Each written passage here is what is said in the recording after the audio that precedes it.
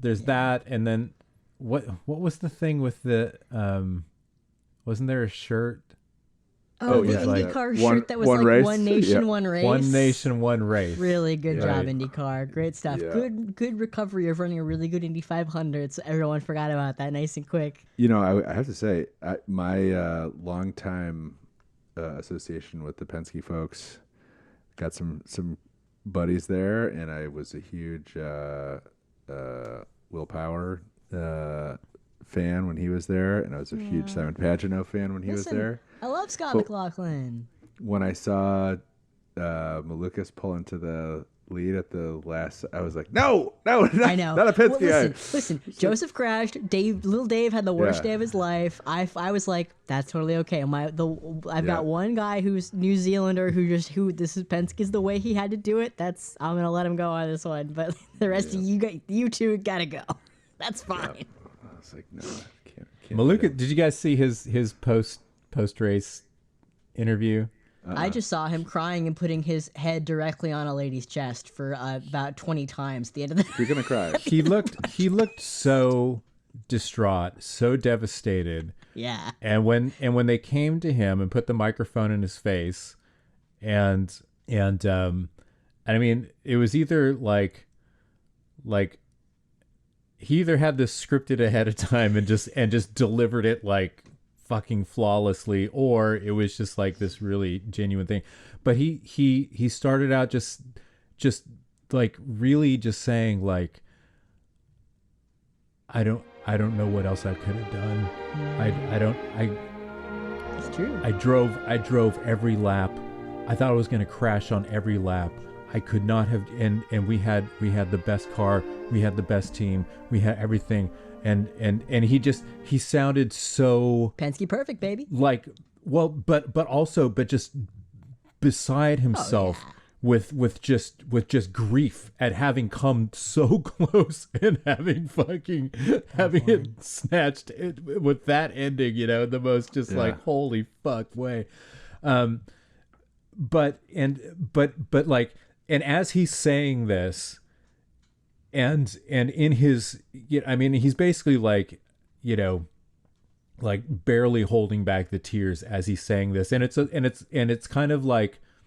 And it's not like self-pitying. It's just like this real plaintive, just kind of like, I don't know what it would take. I don't know what else I could even do to win this race. And the thing is, as he's saying this, and as he's like you hear the crowd, because this is going over the PA, and people are just like they're getting up for it. It's like they're getting pumped, because it's just like, yeah, dude, no.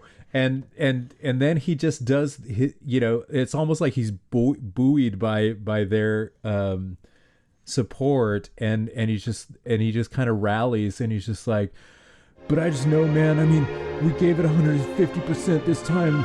I just know that we're just going to come back here and give it 160, and I don't care what it takes. We're just, we're never gonna give up. And then, like, it was actually like, little Dave. Like, I mean, just in the space of that, I was kind of like, oh, dude, you get over yourself. It's not that big a deal. Obviously it's a big deal, but it's kind of like, dude, you're gonna, Nobody wants to hear the runner-up speech, dog. Right. Yeah. Right. But his speech was actually pretty stirring and pretty like. He won me over, I gotta say.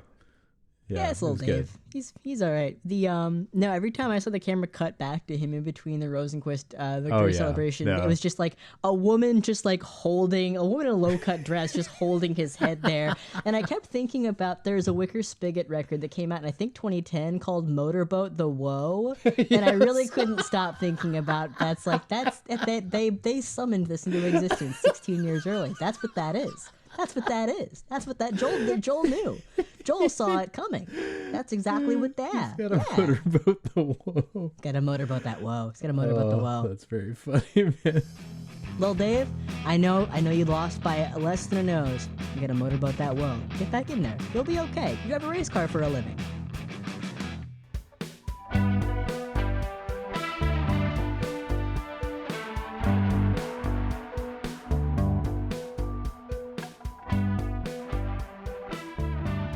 Speaking of racing stuff, though, we should at least acknowledge the passing of Kyle Busch.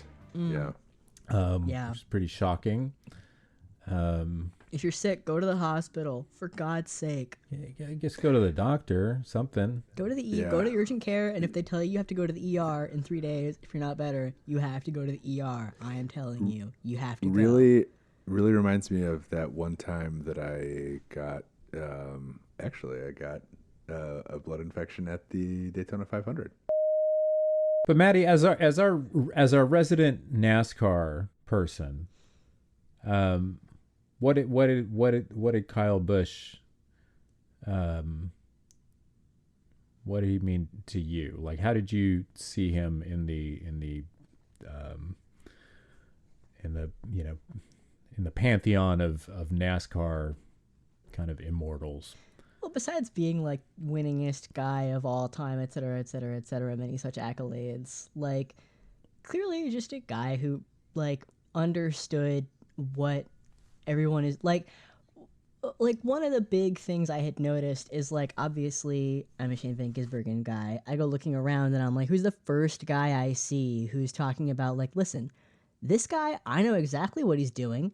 I'm not going to do that. None of these guys are going to do that. Like, it's hard, and we don't know how to. It would take us forever to figure it out, and he's just better at it than all of us, and that's great. That's fine. Like, for a guy who's got a reputation as being like Mr. like rowdy, competitive, like combative or whatever, you know, like just a fair-minded guy who is just had a good technical grasp of what is going on in NASCAR and why bringing new people in is interesting. And I don't know, I haven't heard that talked about as much. Mostly just like, you know, it's always a time like this, like all the other guys in the paddock run out and they're like, I have a nice story about Kyle Busch.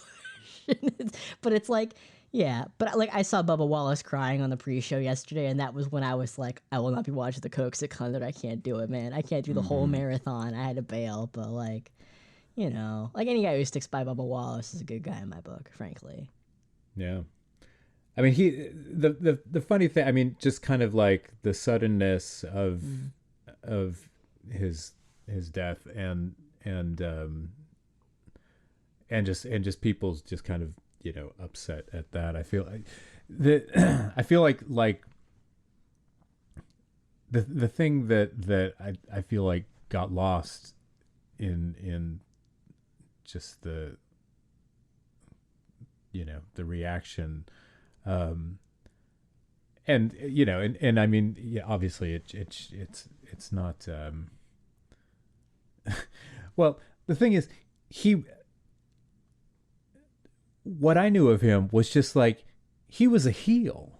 Yeah. You know, Bushes, I mean, notoriously. he was like one of the great heels of this sport, you know, and he relished that role, you know, and it's like, I mean, the one time, I mean, that when I went to the Coca-Cola 600 in 2018, so 8 years ago, and that was a race that he won. I didn't stay to the end because I was tired, and that's a really fucking long race. And I had been there all fucking day. But I was there for like the driver intros and stuff, and he got his ass booed. Oh, yeah. Like people fucking hated him. Yeah. And they loved to hate him. Oh yeah. And I think he kind of ate it up, you know, and I feel like, I mean, just from, you know, and I don't follow NASCAR that closely, but just from some of the stuff that I mean, I got the general sense that since then, and I remember because I used to have like back and forth with you know, my buddy Rob, because he was a fan of his, but I get the general sense that since then, like in that era, you know, when he really was kind of playing into that kind of heel role, that, you know, as often happens, you know, like as these guys get older and more established, and maybe and you know, they're not like, I mean, they're still competitive, but they're not, you know, like winning every week or, you know, racking up wins like in quite the same way or quite as dominant or whatever.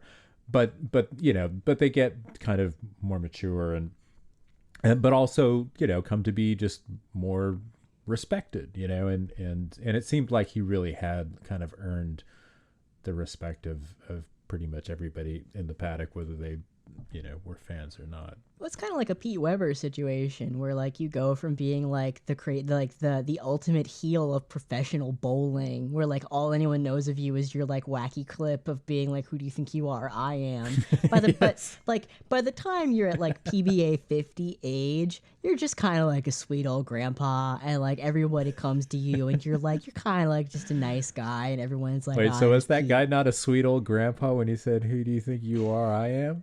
It was still back. I just saw that again the other day, and I was laughing. Please so don't hard call. At it, but it was just like that guy's like older than me. PDW is so cool. That's what's so funny about it. Please do not call Kyle Busch, 2 years younger than me, a sweet old grandpa on the podcast. Listen, he's only got 6 years on me. It's getting scary. But like the idea of like as you hit what is in your sport the age of like elder statesmen, which is like racing, like you get like guys like Scott Dixon or like have got like a big like if you're 35, you're a fucking right. Shane Van Gisbergen, everyone's like, oh man, he's cooked, he's washed, he's chopped. But like, you know, you can say look at Ben Keating, you can stay in endurance racing for quite a long time. But I like the idea of like as you reach the age where in your sport you are sort of in the afternoon phase of life. I think it's normal to kind of go from being the heel to being like, listen, I have been around a long time. I should probably be helping some guys out. Even Dale Jr. was like, you know, we sat down and we talked about truck strategy and stuff and like how to run our teams, what we're going to do. And, you know, like after all of their, you know, drama about from back in the day. And team owner puts you in a different political situation too, where you're like, you kind of have to be nice to a whole bunch of people. Yeah. Make a lot of friends. They didn't have to before. KBM had to work it out a little more than KFB. Yeah. But, you know, it's sad. Bummer. Like 41's too young for people to be going. That's young. That's crazy. Yeah. Thank you for correcting that. Oh, wait, no, listen. It is. It is actually quite young. Very young. That's super young to just be fucking dead. That's crazy. Yeah. Go to the doctor. Tired pod rule, what are we on? Like, this is like rule 3. Rule 1 is don't do it yourself. Rule 3 is don't let an illness do it to you. Go to the doctor. Go to the doctor. Yep. Go get checked out.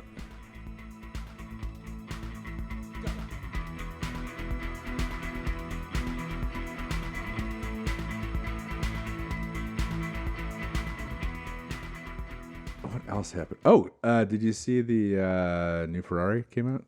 I did see. The Luce? The Luce. Is that what it's called?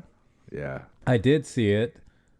Just before we were coming on here, I was just kind of making a last scroll to look at see, you know, collect things to talk about that have to do with cars now that we're 40 minutes in or whatever. Yeah, what do you guys think? I think it sucks shit, and I think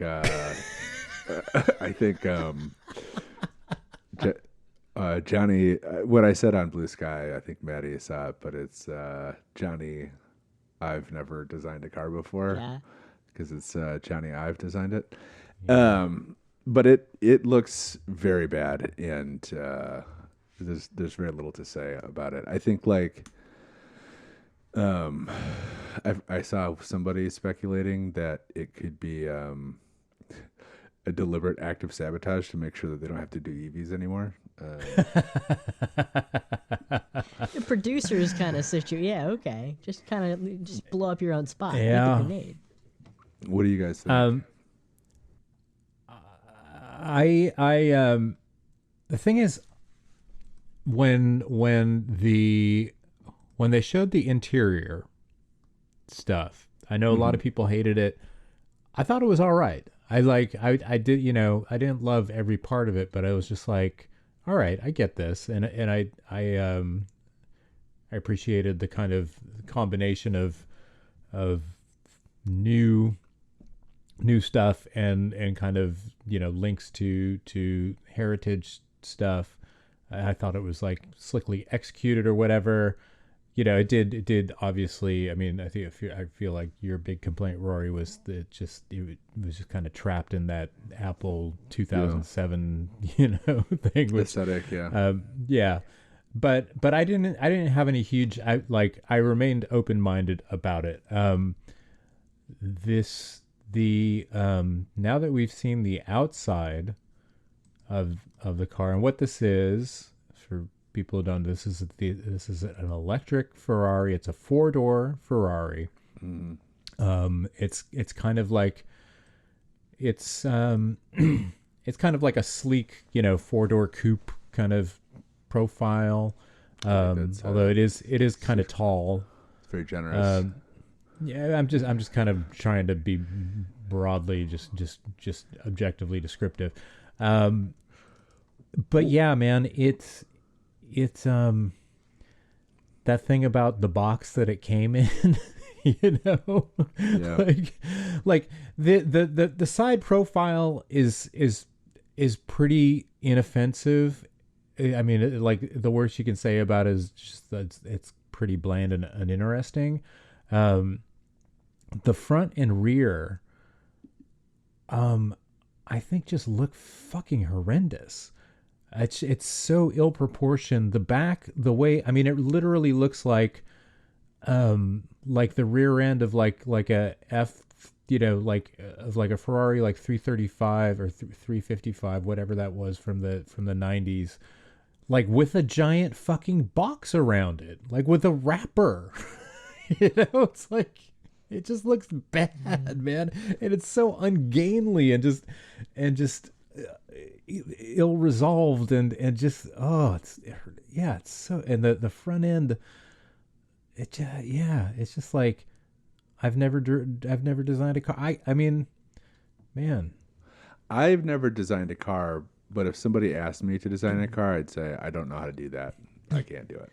That's the thing is, when I was like fucking like 13, that's all I fucking did. When I wasn't reading car magazines, I was fucking sitting at my desk drawing cars. Like, I had my whole, I think it was like Hughes Design. I had a logo and everything.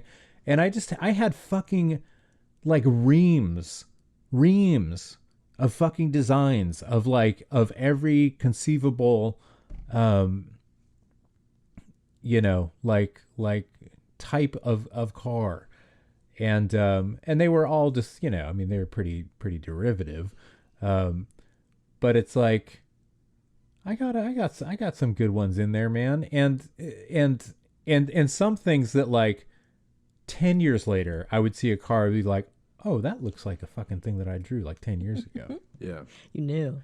And that wasn't like derivative. Like that was, but anyway, so like 40 years ago, I could design a car, and I'm pretty sure I could design one now, and it would be a damn sight fucking better looking than you know what this reminds me of more than anything, though, is just the Jaguar I-Pace. Remember the I-Pace? Yeah, no, it does. No, you're exactly right. It looks like a fucking an I-Pace, except worse. Yeah.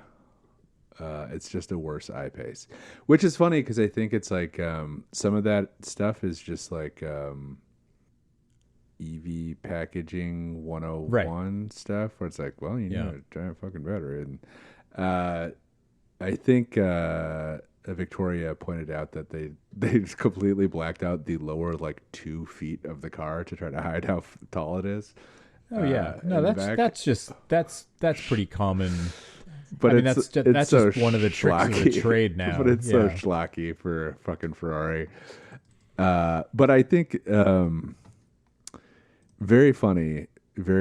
I think, like, I was pretty hard on the interior stuff, but I think, like,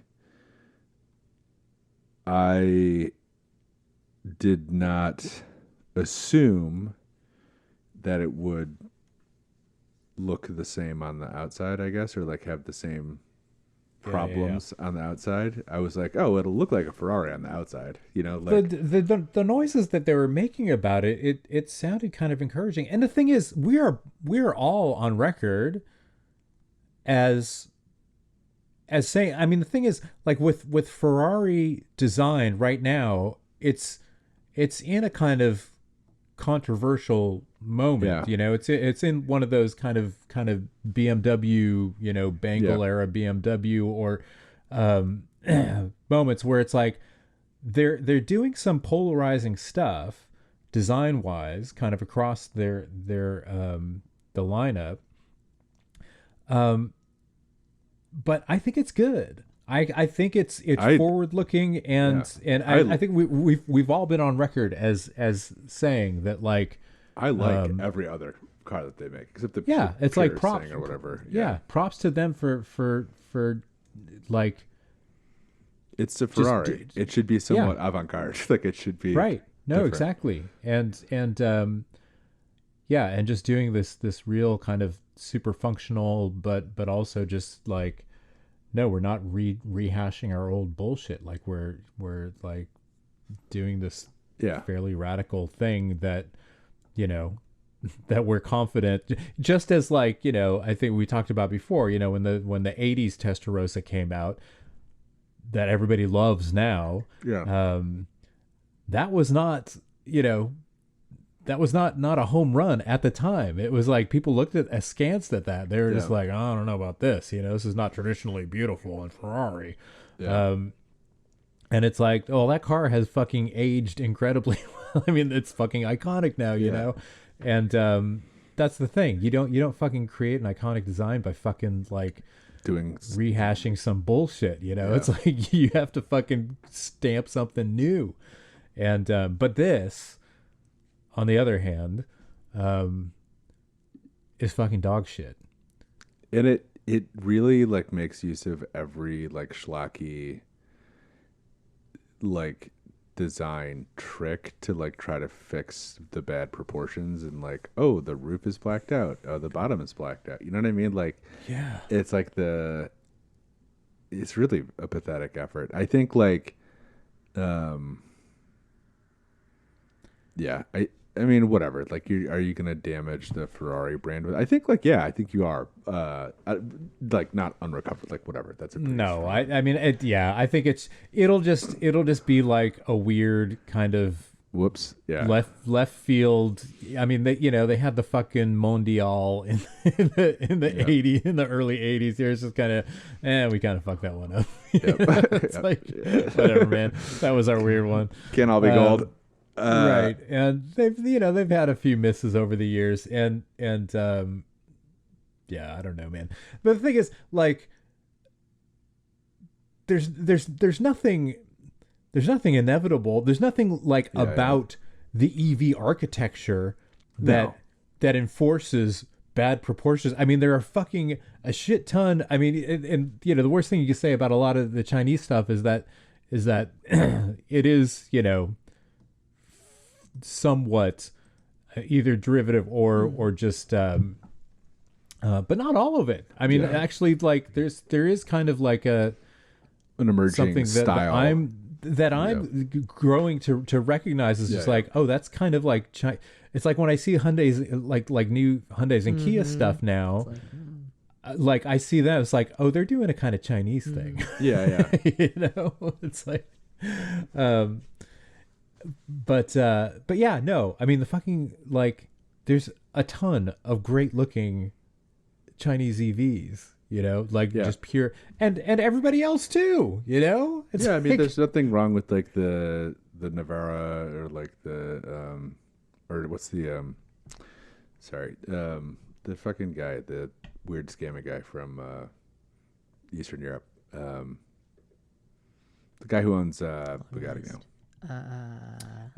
The Remats, yeah. Is it pronounced Remats? I believe so. Not it. That's obviously like a sports car, but I think the EV crossover thing, you do end up getting kind of like this goofy proportion. Yeah, but I mean, even a fucking man, a Cadillac Optic looks better than that thing. Cadillac Optic looks a lot better than this thing. Which, I mean, it's like, come on. I will say, I'm looking at it now. I do like that. A fucking Mustang Mach-E looks better than that thing. I think this by like 1,000 miles. I think this may be the worst looking EV of all time. This is like a first generation Nissan Leaf level of. It's worse than that. Yeah. I mean, I do like this little character line that kind of rides around it and stretches onto the hood, though. I will say that's kind of a novel thing. You know that's the thing. About? Like, yeah. I mean, you can see it in the pictures of the yellow one better than the blue one outside. But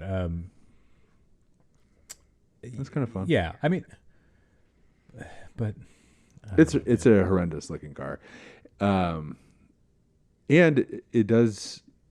It's like. Oh, and I do like that it's. Is it actually pillarless? It's not pillarless. No, it's just like rear suicide doors opening. Yeah. I'm just looking at like there's this one overhead shot where it shows the doors opening, front hinged at the front, rear hinged at the back. Which would be cool if you were doing like a Lancia Appia thing, or what's the fucking mix? Who does that? The Zeekr. Yeah. Where it's like the point of like having those doors open is that, you have this pillarless construction, like that would be fucking cool. Yeah. But this, I don't think this is. Alex was mentioning this last night or this afternoon, and he's like, would you like it if it wasn't a Ferrari? Which is an interesting question. Like if this was a Fiat, would my head be in a different place? That is a good question. I think if it wasn't a Ferrari and if I didn't know Johnny Ive was involved, I would probably lean more toward, oh, this is weird and kind of bad, and therefore I have to like not like it, but like think about it differently. I would give it a little more leeway, but that front and rear end, and especially the rear end is just, I mean, the thing that Ferrari has been doing with these new cars is like that kind of that black blade across, like going across the width of the car, which is like a reference to the original Daytona, which had the headlights before they went to the pop-up headlights, had the headlights behind these perspex covers and like this kind of black blade that went across it, which was very avant-garde at the time, and I don't have a problem with that, but the thing is with it here, the way it's used, and it looks like it's just the proportions are just not right. Yeah. And like here they're doing the thing that like that the Dodge Charger has, where it's like that's like the front, like the top of the hood there is kind of like a floating element, and that's like an air intake underneath that goes up, and which could work, but just like the way that I don't know, just like the proportions of that opening just they just don't look good. It's not good. This really does call into question the entire Johnny Ive thing. There's so many fun Johnny Ive when your name is Ive. Well, the thing that we never talked about is that the name of his company, that's him and that Mark Newson guy, is Love From, yeah. Where it's like a what do you call it when it's like two words jammed together with the kind of the capital letter in the middle. Yeah, I don't There's know. like I fucking hate that shit, man. And good. Love From, Terrible. that's your that's your design firm name, Love From. Okay. It's really fucking bad. That's fucking terrible. I think I'm now looking at the other stuff that the Love From guys have done, and I don't think that Johnny Ive is a good industrial designer, is what I will say. Do you think was he a one-hit wonder with the iPhone, with the original iPhone? Fuck the iPhone. It's like there's never been a more hateful fucking device on the planet. It's like probably as an object more responsible for bad shit happening in the world than any other item ever designed. Maybe the gun would be worse. Like maybe the gun would be worse than the iPhone, arguably. Are you talking about like? Are you using iPhone as a kind of to represent like all smartphones? Or are you speaking about the iPhone? It's the smartphone. Yeah. There would be no current smartphones. Well, there probably would be. Somebody else probably would have. I think we should pick on the iPhone because the iPhone also picks on everybody else and creates a lot of awkward social dynamics for people who want to have a phone they can actually do stuff too. Yeah. Let's see. iPhone bad. At least with the gun, you can go out and shoot an animal to feed your family. You can't feed your family with right. iPhone. Or you could iPhone? Defend what are you yourself. Gonna do? Throw it at the deer? Throw your phone at the deer? Throw your phone at the deer so hard? No. It's not gonna help you. I think that he's bad, and I think that he's a malevolent actor in world history, like this. And he should be punished. And I think the I think the other thing too is like whatever success He should be punished. Mm-hmm. I blame him for them getting rid of headphone jacks. whatever good stuff he's done or interesting looking stuff is just ripping off the fucking Dieter Rams or whatever, the brown guy. Mm-hmm. You know what I'm talking about? The brown guy? Yeah. Fuck this guy. I think that he should at the very least never be allowed to interact with an automobile in any way, shape, or form. Meaning ride in, drive. Yeah. Dude, I'm at the Love From website, lovefrom.com, and it's just like, it's the most fucking annoying. There's just this endless it doesn't do anything. And it like this endless like kind of like animation when when just on the landing page, and then you click on it and it just has like this list. Oh, we're a creative There's a bear walking on the screen now. I clicked again. Musicians, sound design. Maybe I'll go work for Johnny This Ive. is so stupid. And that's it. That's the entire. Like, is there more to this website? Bear. I don't think if you keep clicking. I'm clicking on the eye and I'm making this bear fall over. No, but that's all it does. Useless. This sucks. All right, whatever. Fuck you. Fuck off, Johnny. Yeah, this sucks. This shucks. Let's move on. Peter hated Johnny Ive so much he logged off. Fuck this. I'm out. I hate Johnny Ive so much I'm logging out. Johnny Ive. Johnny Ive. What a dipshit. Oh, they're working on the OpenAI thing too. That's right. Sam Altman and Johnny. I can think of one way Johnny Ive should interact with a car. Or maybe reverse there you go. Yeah, beep. He Johnny Ive Johnny Ive not. No. More like no, hang on. We were saying Peter hated Johnny Ive so much he logged off. It's something like I was clicking out of there and then it just took your tab. Took it. It didn't. I mean, I was clicking out of that tab, but then you guys just like went silent, and then I was like all by myself, and you guys were just frozen. And I was like, "What's going on?" There's the other new product that they have is a Love from Balmuda sailing lantern from the Japanese company Balmuda. $4,800 for a lantern the size of a coffee cup. Wow, it must be really cool. Must be a really good lantern. Precisely engineered, beautifully crafted light inspired by classic maritime design. It's not good. It's not. None of this is good. I don't like that. Let's see. The simple form is the result of meticulous design and engineering. Available in polished stainless steel with gold lens guard and component details. Easy to maintain, disassemble, and repair, and to recycle at the end of a lifetime of use. Limited edition of 1,000 pieces. Yeah, that's not good. Not good, Johnny.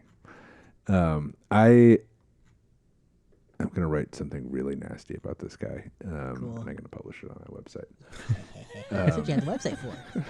Yeah. Yep. Me and Rory's here. I think this is the worst looking electric car currently on the market. I will say that. That's the thing, is they've gotten pretty good at I mean, there's nothing other than the fucking Cybertruck. Yeah, okay, the Cybertruck. Fuck. All right, you got me on that one. True. I think this is a Cybertruck level fuck up though. As far as the way this has been executed. But the thing is, but with the Cybertruck, that's meant. I mean, that's a troll. Yeah. You know, like the Cybertruck is trolling you. If you are mad about the Cybertruck, you have been trolled. Yeah. You have been successfully trolled. You must maintain peace. This is not that. I don't think it's intended as that. No, this was in which case it is actually worse. It is not very good. It is. Yeah, I'm gonna write. I mean, there's got to be like think of like, imagine if you actually went to like design school, like how mad you would be. That this fucking joker, that this clown ass motherfucker, like bullshitted his way into this you know, this art fucking role, and is a good enough just kind of like bullshit. I mean, that's the whole thing with fucking designers now, you know. It's all about just being able to just speak that kind of marketing ease, you know. Yeah, I mean, it's the they said when they did this, they submitted like a multi-volume history of Ferrari design. Yeah. Pitch. It's like fuck off. And this shit all started. Do you remember the fucking design brief for the Pepsi logo thing? Yes, you talked about this in the pod Pepsi, before? man. You and me talked about this at length once in the living room, and then we did not talk about this on pod. I feel like I saw that referenced in like recently in relation to something maybe completely unrelated. What the fuck was it? It's a great thing to reference. So this was this fucking guy. This was an early. Oh no! You know what it is? The guy who designed the new. I mean, you're talking about like the curving Pepsi logo, but like the kind of 3D-ish one, like they revised a few years ago. That guy has been hired by the U.S. government to create an entire new set of branding for the United States of America. I'm not making this up. Oh. As part of our 250 year celebration, which I have other stuff to say about, by the way. But yeah, no, I wish I were making that up. I'm not. That guy is now in charge. I don't know like to what, how, I mean, it sounds like, I mean, the thing that I read about it could. Oh my God. He's the first chief brand architect of the United States. Yes. Assumed office May 4th, 2026. Matty's head is exploding. The thing is, I mean, we know in the context of where and with whom this is. I mean, in the context of the United States in 2026, we know that this is. Of course, just it's Pepsi schizophrenia diagram guy. Of course it is. Of course it is. Of course it is. Of course it is. But the idea of having like a national brand identity is neither bad nor unprecedented. I mean, the classic example of this is kind of like the British thing in like the, I don't know, 20s, 30s, whatever, when they kind of rolled out their whole like new standards for all signs, would conform, like all communication stuff would conform to this this kind of style guide or kind of branded thing. But just like for the sake of clarity and ease of communications and whatever, it's also I mean, that is where the classic, the typeface that we associate with the UK, Gil Sans, that's where that originated. That guy, Eric Gill, who's a famous type designer, who created that, is also, it makes perfect sense that he would create the quintessentially British typeface, because he is himself quintessentially British, because he's a noted pedophile. I'm still. So anyway, I'm still getting tell me there. about the Pepsi guy. I can't believe Pepsi Time Cube guy is working as the brand guy for the United. Of course he. It's gonna be awesome. It's gonna be great. Carry on. An early like Rory radicalizing moment for me. Peter Arnell, this man of the Arnell group, who very famously lost like 300 pounds by eating only oranges for an extremely long period of time, would oranges carry a basket of oranges everywhere he went, and it stained his hands permanently while he was doing this. Orange, you couldn't wash it off.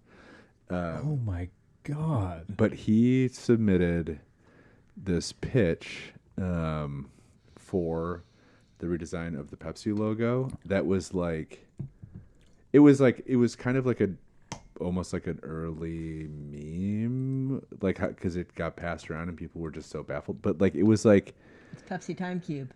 It's Pepsi Time Cube. It was like how Pepsi Time Cube. Yeah. But it was like oh God, it's in the National Archive. Oh no, it's in the Internet Archive. Okay, sorry.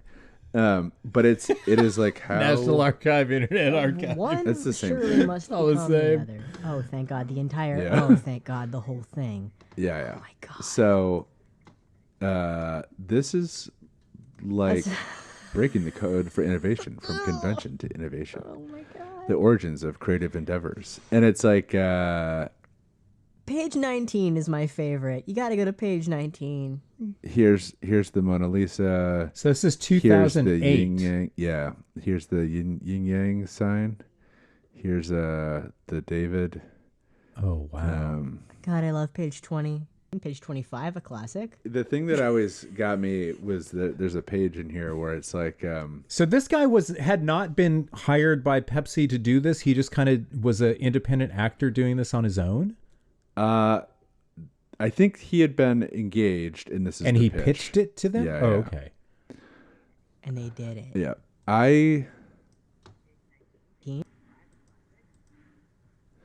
without saying too much, I have seen a lot of these types of documents over the years, and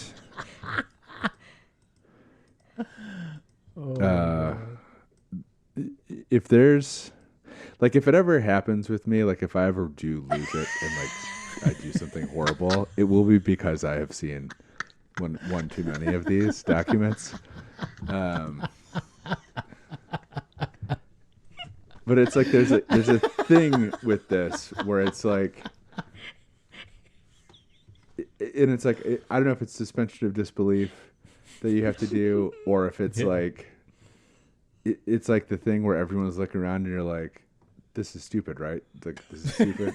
Right. You know what I mean? Like, okay, buddy.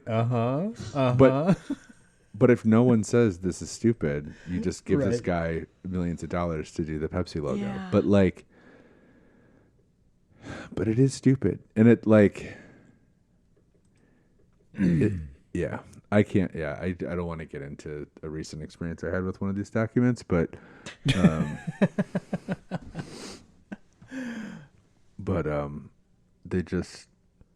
they really get to me. I mean, it really like they are viscerally upsetting to me. Yeah. But the Arnell thing, when I heard about that, I was like, man, this is kind of great. Like he did just rob these people. Like he did just steal a bunch of PepsiCo's money. Yeah. Now he's going to be stealing money from U.S. taxpayers. From me. Money. Yeah, not my money. Yep. Not any of my money in the last year or two. I didn't owe the federal government any money that last year because I didn't make any money last year. Pretty much. Yep. Good stuff. Pepsi Time Cube really is insane. It really is like if someone looked at Time Cube and was like, "Now hang on, now I think we all need to take a step back and wonder if maybe Jean Ray had some like good ideas." Then you have to be the one guy who's sitting there like, We can't do that. We can't do that. We can't do that. He was right about the educated stupid, I think. It's the little window of like all of this activity, I don't know if we talked about this on the pod or if we talked about it in chat, but it's like the window of like smart enough to present as a professional and as a smart person who reads the Atlantic, dumb enough to never question anything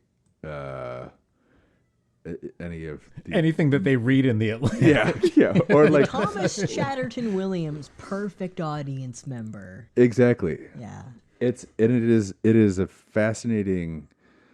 Like I said, it just seems like such a narrow, in my experience, such a narrow window or such a small needle to thread, where it's like, how do you keep reproducing these people who are like midwit isn't the right word, credulous, like hyper educated and also extremely credulous and just like incurious about incurious is a good word. Never fucking taken a second to think twice about anything in their lives, just like fucking fascinating, man. That's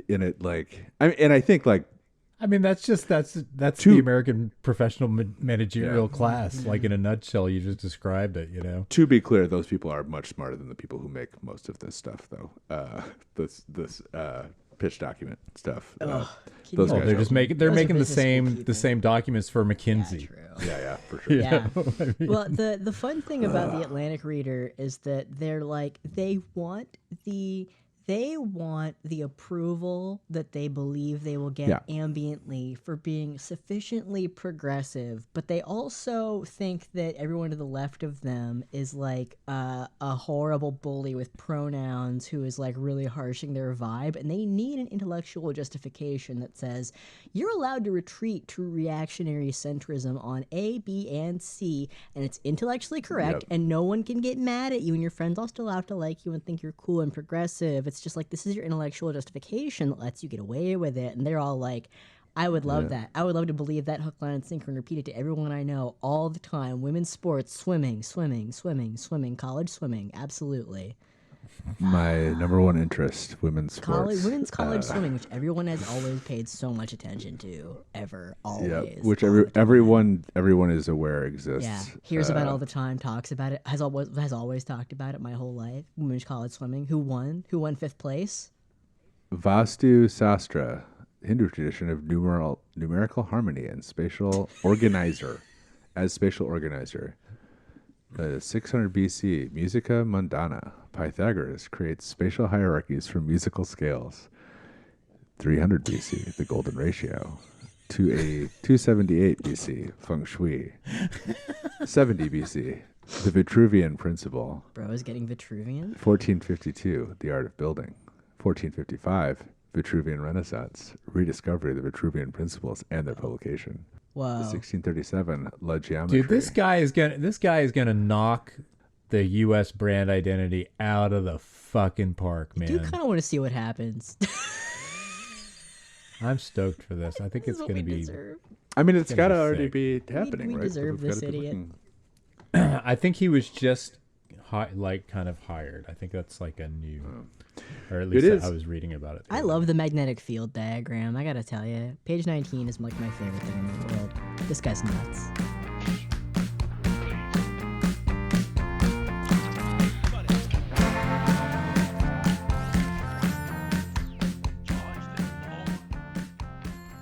All right, we should wrap up. It's got a couple hours here. Yeah. Okay. Can I just hit one more story? Please. Yeah. It's a funny one. I think you guys will like. I'm gonna put a link in the chat here. I would love that. This was just something that I saw on Car News China. Ooh. My beloved Peter's number one website. BYD tops China EV lawsuit leaderboard with $1.02 million US in blogger claims. Wait, Peter, were you watching the Google Meet just now? Your balloons went off. No, what? You got the balloons. Yes. Wow. Because you did your 2. You did your peace sign in front of the thing. It did your 2. It didn't do it that time. That's so funny. That's funny. Yeah, Perfect. no, I missed it because I was looking at. Carry on. Lawsuits. It says Chinese automotive social media, which I wish I were in the Chinese automotive social media circle, you know, has recently circulated informal lawsuit leaderboards tracking legal claims filed by automakers against bloggers and self-media accounts accused of spreading false or defamatory EV-related information. Car News China verified the leaderboard using public court filings, company statements, and legal notices. Among the brands discussed online, BYD ranked highest by disclosed claim value. According to court filings and public announcements, BYD has primarily sued 7 blogger accounts with cumulative claims totaling 6.9 million yuan, which is just over $1 million US. Other major Chinese EV brands, including Hima, Hima, NIO, and XPeng, have also pursued lawsuits against content creators, though publicly disclosed compensation figures were lower. So what this is about is they're going after these bloggers who are like publishing stories or videos that that I guess there's some things about BYD's Blade battery. There's some controversy about that. But BYD is you know, like these companies are basically just like being like, no, fuck you, that's wrong, and we're gonna sue your fucking ass. You know who else they threatened to sue? Who? Links in the chat. What's great about this is it says one of the highest profile cases involved the blogger account of Longji Danche, operated by a repair shop content creator surnamed Liu. The account published videos discussing BYD's Blade battery and hybrid systems before becoming involved in multiple lawsuits filed by BYD, Ito, and XPeng. On May 16th, the blogger published a public apology video after a second instance court ruling involving BYD. The judgment ordered compensation of 2 million yuan, which is almost 300,000 US dollars, and stated that several disputed claims constituted commercial defamation and unfair competition. I mean, there's some kind of innuendo that these guys are being, you know, kind of underwritten in their criticisms, you know, by competing companies. Whether or not that's true, I don't know. But I don't know. As a non-free speech absolutist, this is just very amusing to me because it's basically just like, yeah, we're gonna sue your ass, and you're going to have to apologize. That's so funny. China's so cool. I think it's good. Yeah, I agree. Like even as a guy who is potentially a victim of this, I'm 100% behind it. Because it's too easy for people to fucking make up bullshit. It's true. And to get spawn conned into making up bullshit. Yeah. I mean, it's just, I don't know, man. And I feel like another China W, like another example of China understanding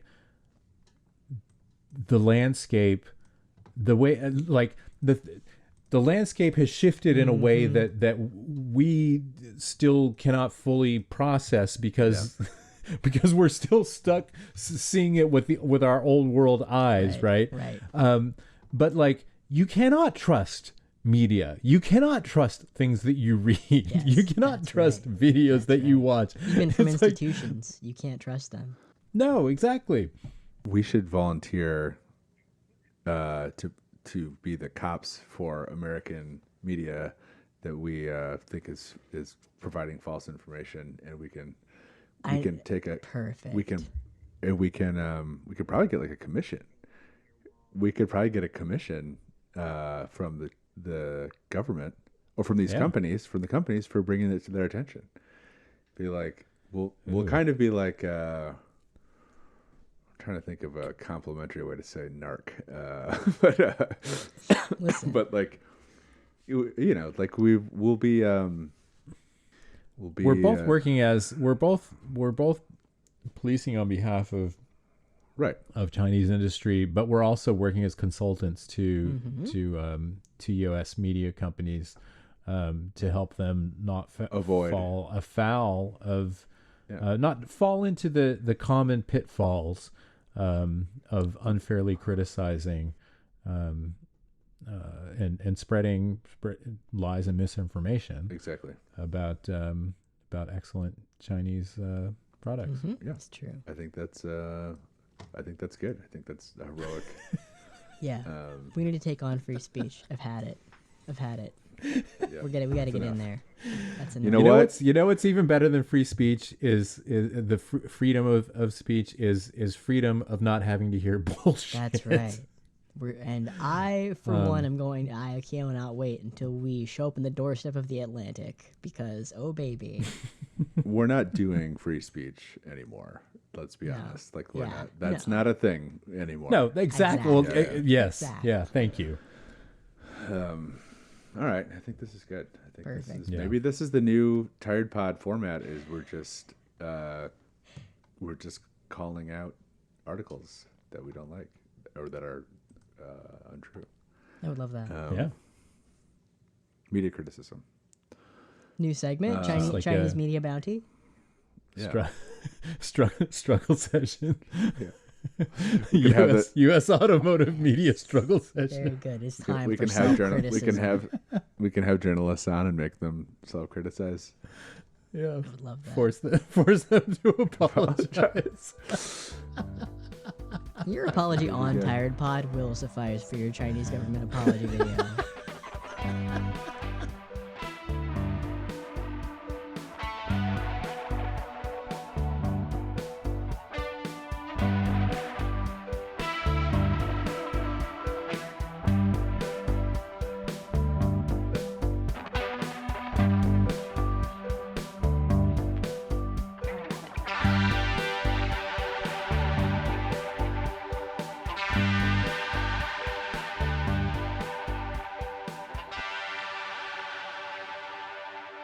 Stay tired, everybody. Stay tired. Bye-bye. Bye. Peace.